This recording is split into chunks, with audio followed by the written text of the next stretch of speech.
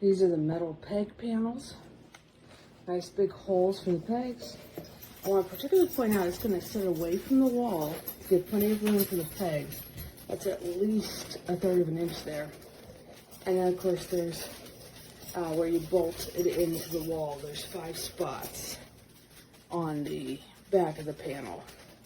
They feel sturdy, they're heavy, they're not flimsy. Very nice panel for a garage as opposed to regular pegboard that will rot.